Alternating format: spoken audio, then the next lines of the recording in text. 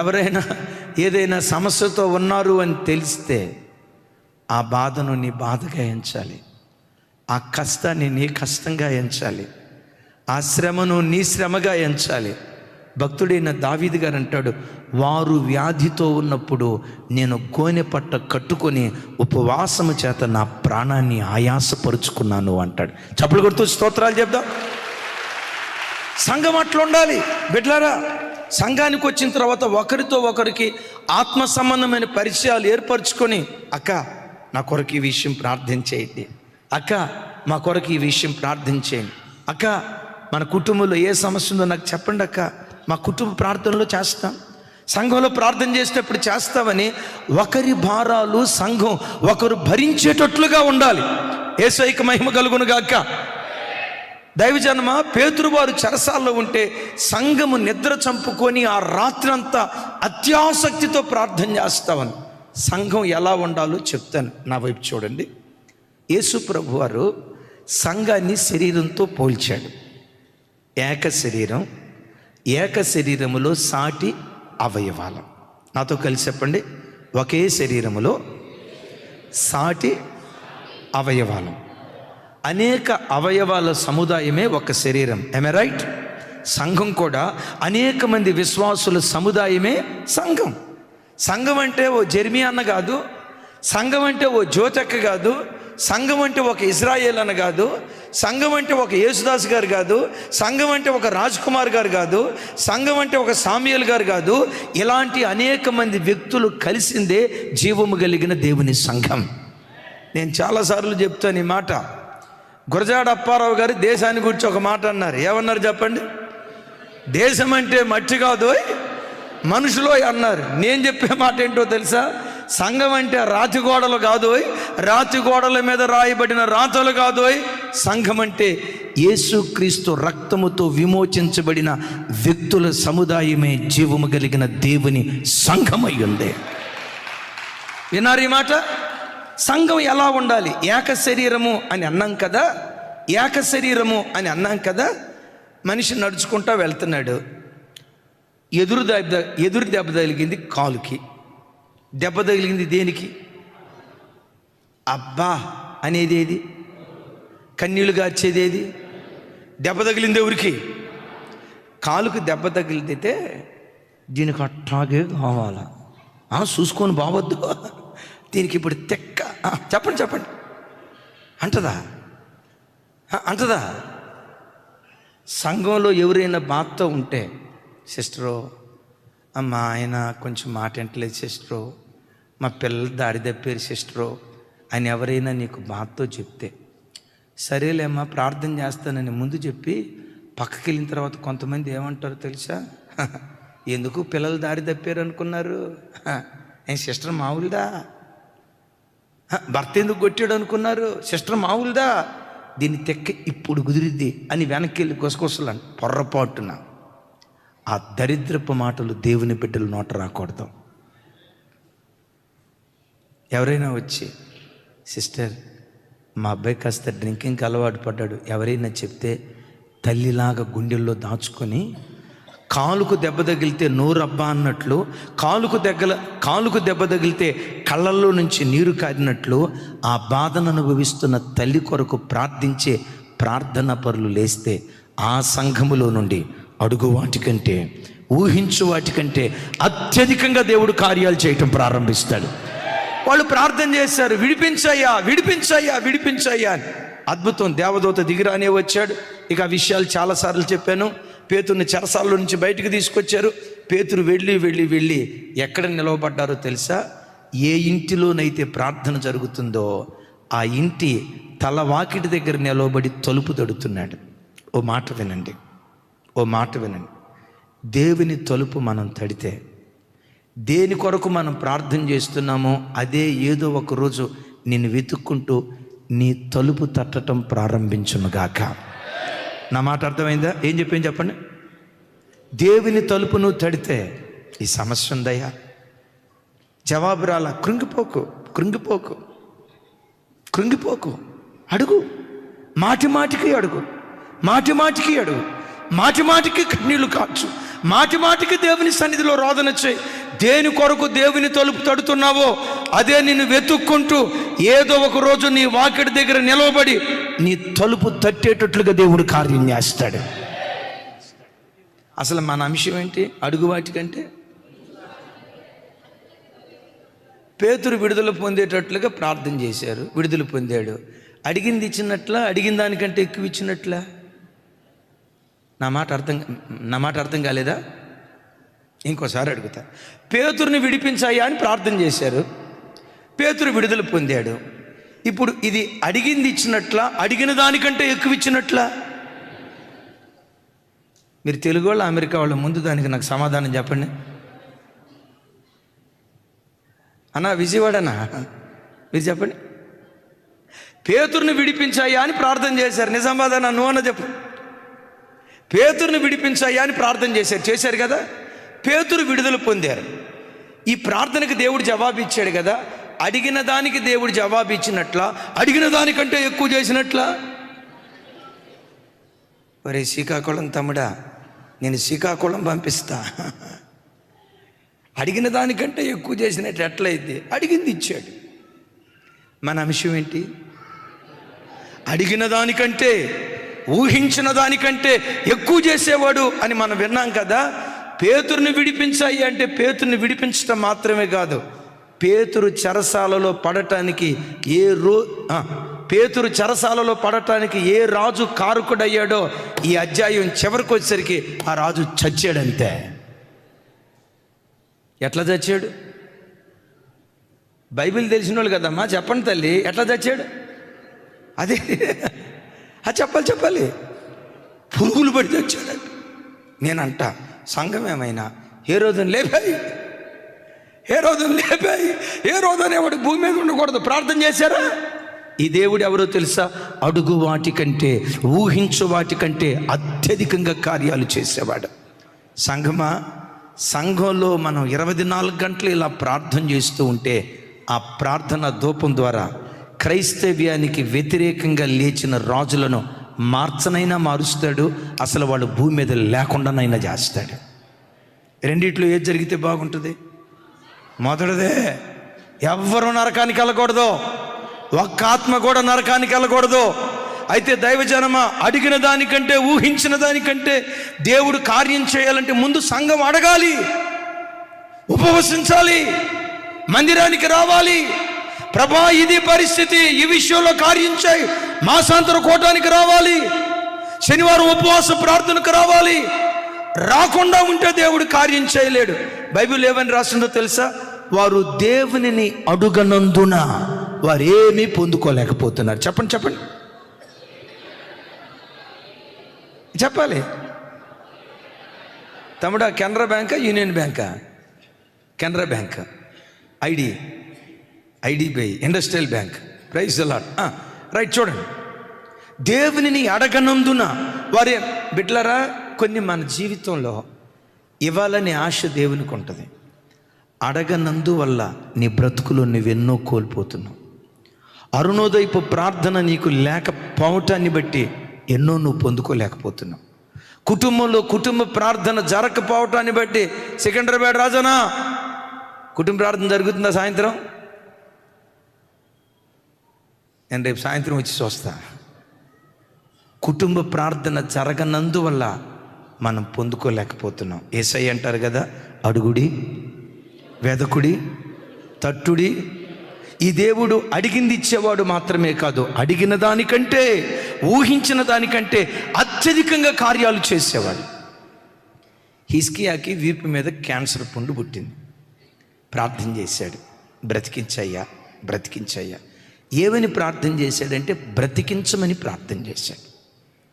బ్రతికించమని ప్రార్థన చేస్తే అడుగు వాటికంటే, ఊహించు వాటికంటే అత్యధికంగా కార్యాలు చేసే దేవుడు హిజ్కియా జీవితంలో చేసిన కార్యం ఒకసారి చూడండి. యెషయా గ్రంథం 38వ అధ్యాయం 4వ వచనం నుంచి 6వ వచనం వరకు. 4వ వచనం నుంచి 6వ వచనం వరకు నాతో కలిసి చెప్పండి. యెహోవా వాక్కు యెషయాకు ప్రత్యక్షమై ఇలాగు సెలవిచ్చాను, నీవు తిరిగి హిజ్కియా యొద్దకు పోయి అతనితో ఇట్లనుము, నీ పితరుడైన దావీదునకు దేవుడైన యెహోవా నీకు సెలవిచ్చినదేమనగా, నీవు కన్నీళ్లు విడుచుట చూచితిని, నీ ప్రార్థన నేను అంగీకరించి ఉన్నాను. ఇక 15 సంవత్సరాల ఆయుష్ నీకు ఇచ్చేదను, మరియు ఈ పట్టణమును నేను కాపాడుచు నిన్నును ఈ పట్టణమును అష్షూరు రాజు చేతిలో పడకుండా విడిపించేదను. చప్పలు కొడుతూ దేవునికి స్తోత్రాలు చెప్దాం. అయ్యా ఒకసారి చూడండి, హిజ్కియా అడిగిందేంటి? అరే నాకు ఆరోగ్యం ఇయ్యా అన్నాడు.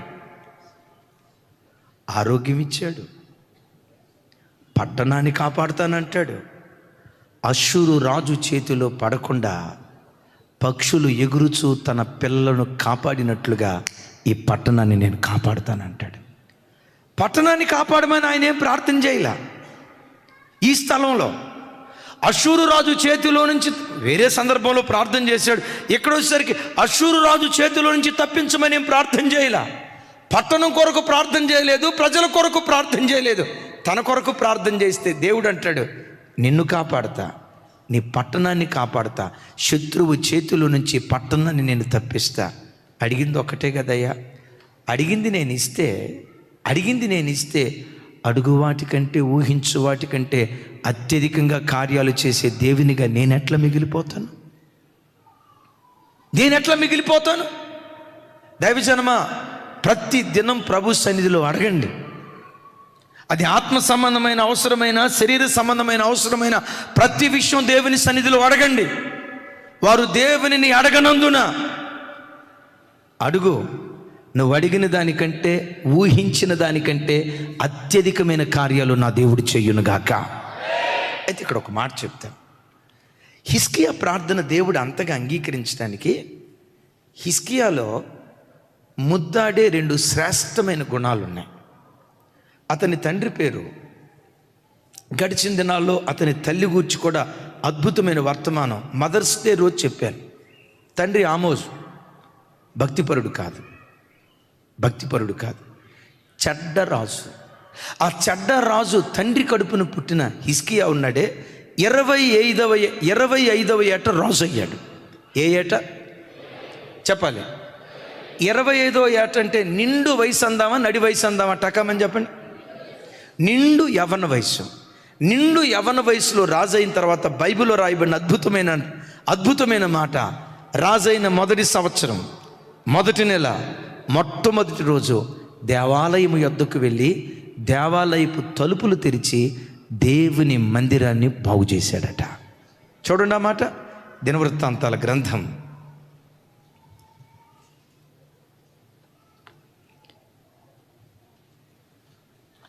1 మీ బైబిల్ చూడండి.